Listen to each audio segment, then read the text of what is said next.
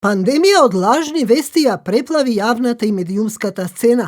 Креаторите на овие вести, без разлика дали се некакви медиуми или поединци на социјалните мрежи, свесно ја дезинформираат јавноста и во екстремно чувствителна ситуација создаваат страв и паника кај луѓето.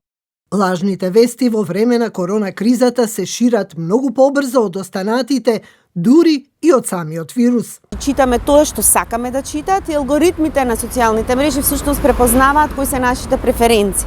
И никогаш нема да излеземе од тој наш круг, кој што е на еден начин волшебен круг, за да видиме што другиот мисли.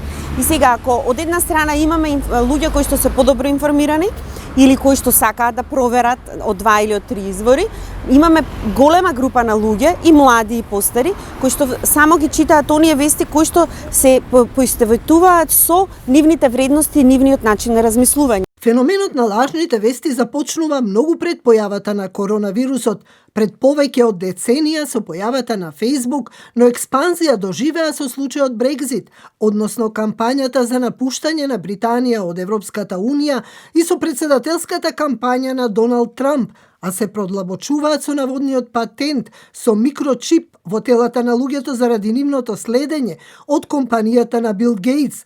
Разни теории на заговор дека вирусот не постои, 5G мрежата која го ослабнува имунитетот и го предизвикува вирусот, што допринесе во Британија да бидат запалени столбови на мобилната телефонија. Состојбата кај нас не е поразлична од останатите држави, бидејќи за лажните вести не постојат граници. Во однос на она што ние го правиме внатре, тоа беше она промоција наша на Промедија МК, тоа е регистарот на професионални онлайн медиуми, кои што требаше да задоволат и задоволуваат одредени стандарди на професионалност и етичност во работењето. И тоа е еден добар показател како медиумите кои што се дел од тој регистар треба да се однесуваат кон таквите лажни вести. Имавме навистина многу малку прекршувања во овие медиуми што се дел од овој регистар во однос на она, и тоа е она што ги двоеше професионалните од непрофесионалните медиуми, односно оние што шират заради различни цели, тип на лажни вести. Во Советот за етика на медиумите податоците се поразителни. За жал, податоците беа поразителни. Значи, според однашна и наша статистика интерна во работата на Комисијата за жалби, речиси 80% заедно сите жалби што ги добиваме се однесуваат на непроверени, неточни информации и на сензационалистичко известување. А речиси повеќе од половина од вкупниот број на жалби се однесуваат токму на текстови поврзани со корона кризата. Истражувањето на Евротинк од фондацијата Метаморфозис покажало дека дури 90% од новинарите имаат потреба од едукација, бидејќи голем дел од вештините не ги добиваат во текот на образовниот процес. Имаме многу често појави заради ниското економско ниво, редакциите да се мали и да нема ниту време, па во некој случај ниту волја да се врши проверката на факти интерно. Со нашите активности од Метаморфозис, со проверка на факти, се обидуваме да го доместиме до известна мера тој недостаток. Колкава штета може да направат лажните вести покажува случајот со интернет порталот СДК-МК, кој беше цел на напад поврзан со изборите, вакцинацијата и COVID-19. Беше фотошопирано логото и фонтот на букви, а на него на наслов: изборите на 15 јули ќе се искористат гласачите да се вакцинираат преку проектот на Бил и Мелинда Гейтс. Стануваше збор не само за лажна вест, стануваше збор за вест која што воопшто не постои.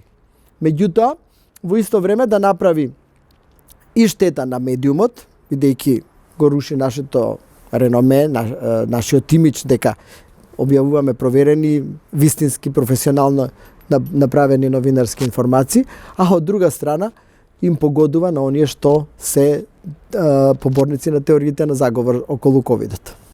И тоа што се случува на социјалните мрежи, каде се споделуваат измислени или неточни информации, делува вознемирувачки и деструктивно на граѓаните и го одвлекува нивното внимание од вистинските информации. Лажните вести за коронавирусот се шират многу побрзо од останатите, бидејќи вирусот е мистерија и не постои лек за него.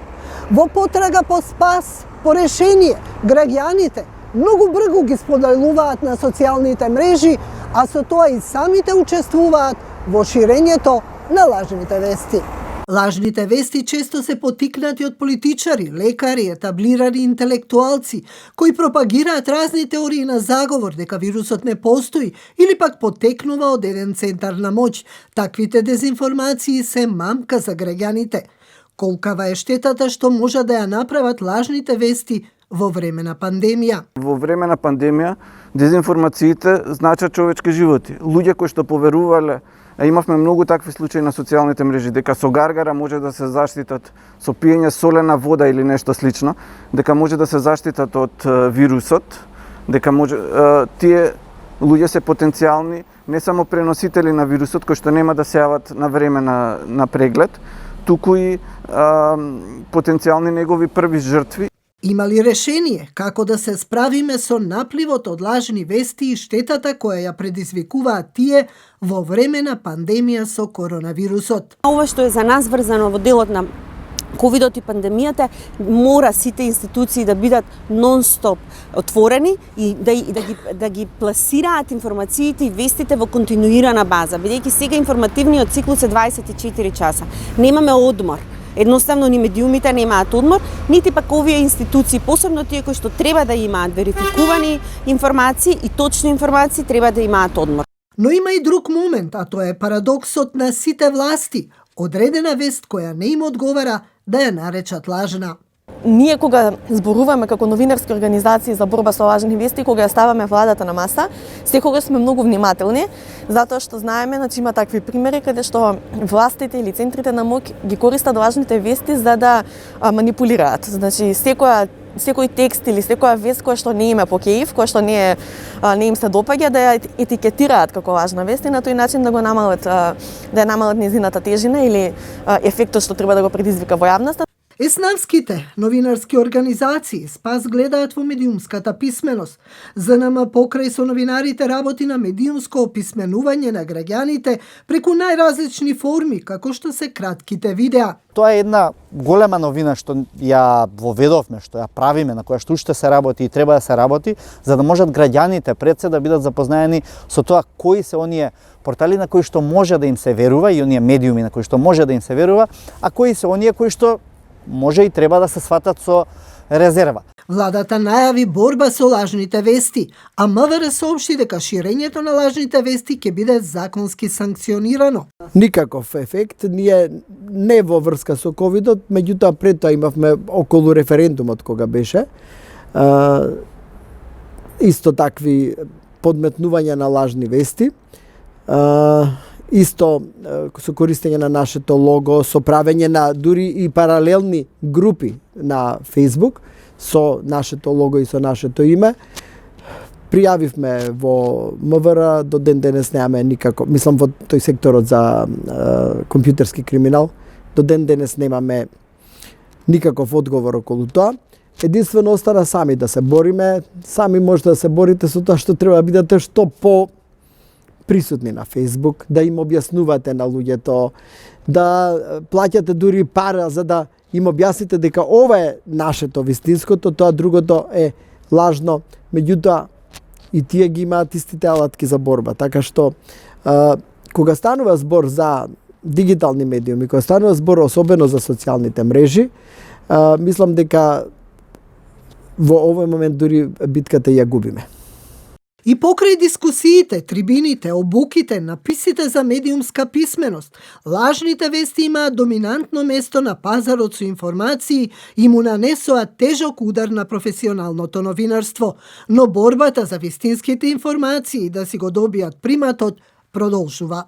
Клучот е во нашите раце, на новинарите, на медиумите, на граѓаните, на пошироката јавност, но и на институциите, кои ако умеат да ги препознаат, да ги селектираат и да укажат на лажните вести, ќе запре и ширењето и штетата што ја предизвикуваат тие.